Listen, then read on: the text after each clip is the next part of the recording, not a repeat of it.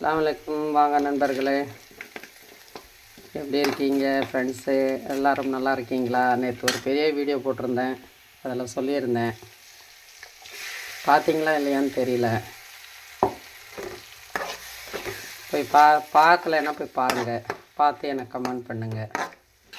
நேற்றுக்கு ஒருத்தவங்களுக்கு சொல்லியிருந்தேன் இல்லையா, அவங்க மரண படுக்கையில் இருக்காங்க, சொர்க்கத்தை எதிர்பார்த்து படுத்துருக்காங்கன்னு. அவங்களுக்கும் இதே நிலைமை தான். அவங்க பேர் ஹதீஜா. அவங்களுக்கு துவா செய்யுங்க, கடவுளை அவங்களுக்கு சொர்க்க பதவியை கொடுக்கணும்னு சொல்லிவிட்டு துவா செய்யுங்க ஃப்ரெண்ட்ஸ். என் நண்பன் ஃப்ரெண்டு அஜீஸ் மனைவி, அவங்க பிள்ளைங்க, அவங்க எல்லோரும் நலமாக இருக்க வேண்டும் என்று அல்லாஹ்விடம் துவா செய்கிறேன். இதில் முக்கிய பங்கு யாருக்குன்னா என் ஃப்ரெண்டு ராபிக்கு தான். அவள் தான் எல்லாரையும் பார்க்கணும் ஏங்கிட்டுருக்கா. நிச்சயமாக இப்போது அவங்க அம்மாவுக்கு எதுவும் ஆச்சுன்னாக்கா பார்ப்போம். இன்னும் சில ஃப்ரெண்ட்ஸுக்குள்ள பார்ப்போன்னு ஒரு நம்பிக்கை இருக்குது. பார்ப்போம் கடவுள் எப்படி விடுறாருன்னு சொல்லிட்டு. உங்களுக்கும் அந்தமாரி குழந்தை பருவத்தை பார்க்கணும், ஞாபகப்படுத்தி பாருங்களேன். ரொம்ப நல்லா இருக்குங்க. நம்ம எங்கே போனோம், எங்கே வந்தோம், எப்படியெல்லாம் பேசணும், எப்படியெல்லாம் இருந்தோம் சொல்லிட்டு அந்த மெமரிஸ் ரொம்ப முக்கியம். ரொம்ப நல்லா இருக்குது அந்த மெமரிஸ். இன்றைக்கி எங்கள் அம்மா சின்ன இதை செய்வாங்க, அந்த குழம்பு. ஆனால் ரெசிபிஸ் அப்படியே சொல்கிறேன், கேட்டுக்கோங்க. எண்ணெய் ஊற்றிக்கிட்டேன், கடுகு போட்டுக்கிட்டேன், கொஞ்சோண்டு வெங்காயம் போட்டுக்கிட்டு தனியாத்தூள், மிளகாத்தூள், கொஞ்சோண்டு சாம்பார் பொடி, குழம்பு மிளகாத்தூள் போட்டிருக்கேன். வெங்காயம், தக்காளி, கறிவேப்பிலை, கொத்தமல்லி போட்டு அரைச்சிக்கிட்டு இது மாதிரி செய்கிறோம். கொஞ்சோண்டு லைட்டாக இஞ்சி பூண்டு போட்டு அரைச்சிட்டு, பேஸ்ட்டு இருந்தால் கூட நீங்கள் பேஸ்ட்டு போட்டுக்கலாம். கொஞ்சமாக புளி ஊற வச்சு இது கொஞ்சம் நல்லா வதங்கணும், எண்ணெய் பிரிஞ்சு வர்ற அளவுக்கு. கொஞ்சம் சிம் பண்ணி கொஞ்சம் ஹை பண்ணி அப்படி வதக்கணும். எண்ணெய் பிரிஞ்சு வந்த பிறகு கொஞ்சோண்டு புளியை கரைச்சி ஊற்றிட்டு, முட்டை இருக்குது இல்லைங்களா, நமக்கு தேவையான அளவுக்கு 2 3, நான் இப்போது 2 முட்டை போடுவேன். இது இவ்வளோத்துக்கு 2 முட்டை போதும். 2 முட்டை, அதில் ஒரு 2 ஸ்பூன்லேருந்து 3 ஸ்பூன் கடல மாவு போட்டு, கொஞ்சம் மிளகுத்தூள் போட்டு, உப்பு போட்டு நல்லா அடிச்சிக்கணும். நல்லா கலக்கிட்டு அது குழிப்பணியார சட்டியில் ஊற்றினாலும் சரி, எங்கள் அம்மா தோசைக்கல்லில் ஊற்றுவாங்க. அப்படியே ஒரே தோசையாக அப்படியே ஊற்றிடுவாங்க. ஊற்றிட்டு பீஸாக கட் பண்ணி அது குழம்புல எடுத்து போட்டுருவாங்க. அதுமாதிரி நம்ம குழிப்பணியார சட்டியில் போடுறதா இருந்தால் பசங்களுக்கு அது ஒரு ஆசையாக இருக்கும், உண்டையாக நல்லாயிருக்கும்னு சொல்லிவிட்டு அது மாதிரியும் செஞ்சு கொடுக்கலாம். பாருங்க, இப்படி வதங்கணும். கொட்டாத அளவுக்கு நம்ம கொஞ்சம் டைம் எடுத்து வதக்கணும். கொஞ்சம் ஸ்லோ பண்ணி கொஞ்சம் ஹை பண்ணி நல்லா வதக்கிட்டு, இந்த எண்ணெய் வெளியே பிரிஞ்சு வருது பாருங்கள், இந்த மாதிரி இருக்கணும். இது இன்னமும் கொஞ்சம் வதங்கணும். இன்னமும் கொஞ்சம் வதங்கினா தான் இந்த பச்சை ஸ்மெல் போகும். பச்சை ஸ்மெல் போகிற அளவுக்கு வதங்கட்டும். பாருங்கள், இப்போ எண்ணெய் பிரிஞ்சிருக்குங்களா, இந்த மாதிரி எண்ணெய் பிரியணும். அப்போ தான் இந்த பச்சை ஸ்மெல் போகும். இந்த மாதிரி ஸ்டேஜில் கொஞ்சமாக புளி கரைச்சல்,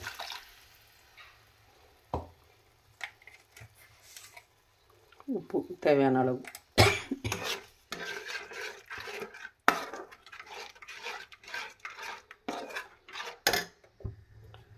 இது வெந்தயம், சீரகம் எல்லாம் போட்டு பொடி பண்ணி வச்சுருக்கேன். அது ஒரு அரை ஸ்பூன் அளவுக்கு.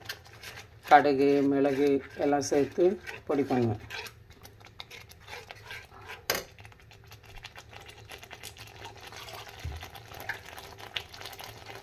இன்னும் கொஞ்சம் தண்ணி ஊற்றிக்கணும், ஜார் கழுவி. இது கொஞ்சம் தண்ணியாக இருக்கணும், அப்போ தான் கொஞ்சம் நல்லாயிருக்கும்.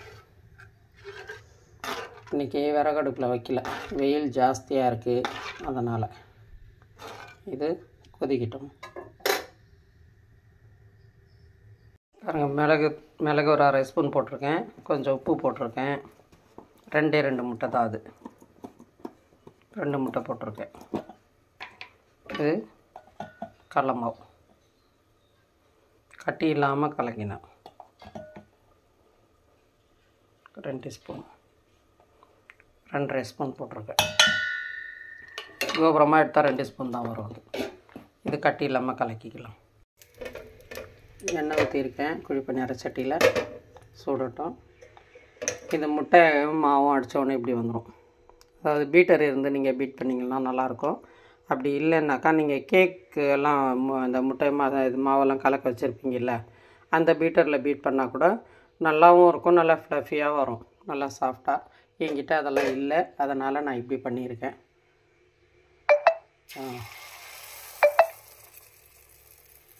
கொஞ்சம் எண்ணெய் ஊற்றிக்கிட்டோமா, எண்ணெய் சுட்டுடுச்சு. பசங்களுக்கு இது மாதிரி போட்டு கொடுத்தா பிடிக்கும். அப்போ எங்கள் அம்மா தோசைக்கல்லில் ஊற்றி ஒரே தோசையாக மொத்தமாக ஊற்றிடுவாங்க. ஊற்றிட்டு கட் பண்ணி கொடுப்பாங்க. கட் பண்ணி குழம்புல போட்டு செய்வாங்க.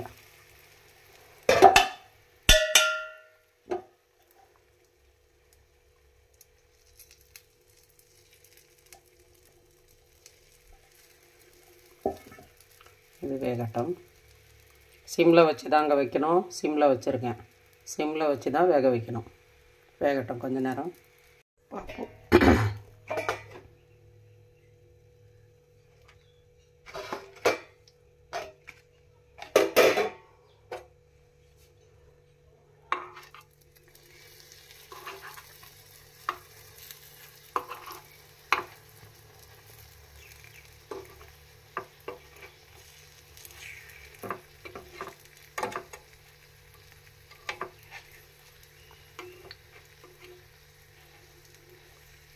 உங்களுக்கு இன்னும் சுவையாக தரணுன்னா கடல மாவு கூட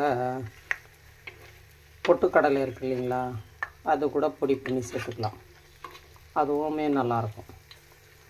நான் இன்றைக்கி கடல மாவு போட்டிருக்கேன்.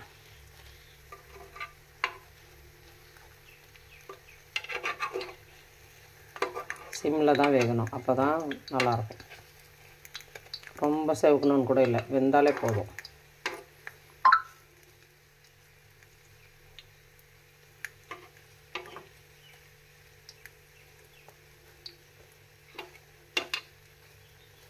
நம்ம குழம்பு கொச்சி ரெடியாக இருக்கா, இதை அப்படியே எடுத்து குழம்புல சேர்த்துடணும். கொஞ்சம் வேகட்டும்.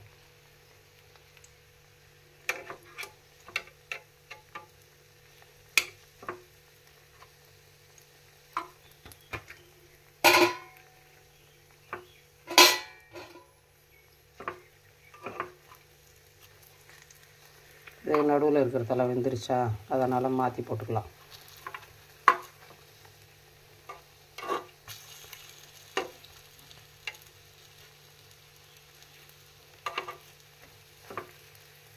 நடுவில் சீக்கிரம் வந்துடும்.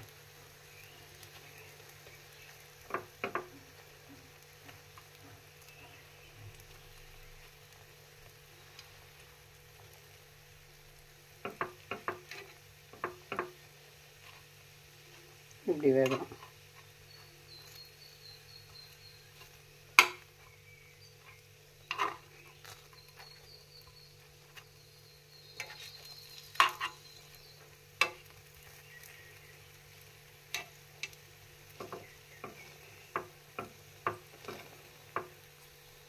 நல்லா சாஃப்டாக இருக்கும், பஞ்சு போல் இருக்கும். இப்போ இதை அப்படியே எடுத்து குழம்புல சேர்த்துடணும்.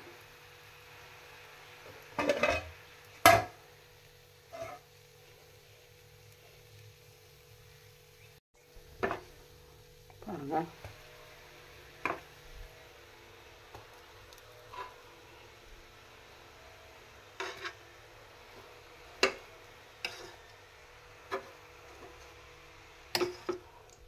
இது ஏன் குத்தி எடுக்கிறேன்னா, நம்ம குழம்புல போட்டு கொஞ்ச நேரம் விட்றோம்ல, உள்ளெல்லாம் நல்லா இறங்கி அந்த குழம்போட டேஸ்ட்டு, புளிப்பு காரம் எல்லாம் இறங்கி நல்லாயிருக்கும்.